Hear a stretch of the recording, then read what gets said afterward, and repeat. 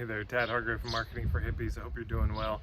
Today's video is about this question: should I tell them the price? People have sales letters, especially for higher end things, you know, a $10,000 a year coaching program, and they wonder, should I tell people the price? Should I put it, or should I make it so that they have to talk to me one-on-one to find the price? I have a fairly clear opinion on this. Tell them the price. That's my opinion about it. Why? Because it's a filter. Because if they can't afford it, why get on the phone with them? If that's just completely out of their range anyways, why would you even waste your time or their time to talk about it? So I say show them. But let's take it another step further. If we're looking at a sales letter, sales page for that kind of program, who are you writing it to? Are you writing it to a total stranger? Because that's insane. You know, a stranger doesn't know you, doesn't like you, doesn't trust you. They don't know your name, they're not glad you came. Why would they buy?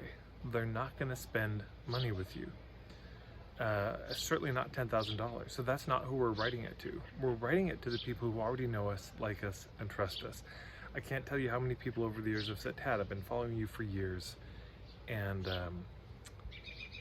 you know, decided to book a puttering session. When I had my mentorship program, it was $400 US a month. Not a huge amount of money, but you know, noticeable for people's bank accounts. I never sold anyone into it really, but I told them the price. They all knew what the price was. And those people, by the time I was having a conversation with them about it, they already knew me. They already liked me. They already trusted me. So number one, I do suggest having the price. But second of all, one of the things you can do is, first of all, stop writing that sales letter to total strangers. You're writing it to people who've already been following you for a while. That orientational shift will just help make it a better sales letter. But at the bottom in a PS somewhere there, you can say, look, if this is too much, here's some what we call downsells. You know, the upsell is, would you like fries with that? The downsell is, oh, you don't want a burger? Would you like some fries instead? Offering them a cheaper version of sustenance, yeah? So, oh, this program's too much. Well, how about this? This is the gold version. How about the silver version, which is a group version? Or how about the bronze version, which is the DIY version? Or here's some free stuff that you can check out. And what that does is it gives them an entry point. So it's not just a yes or a no, but it's, no to this, but yes to that. And then they get to know you better. They get to like you, and they get to trust you.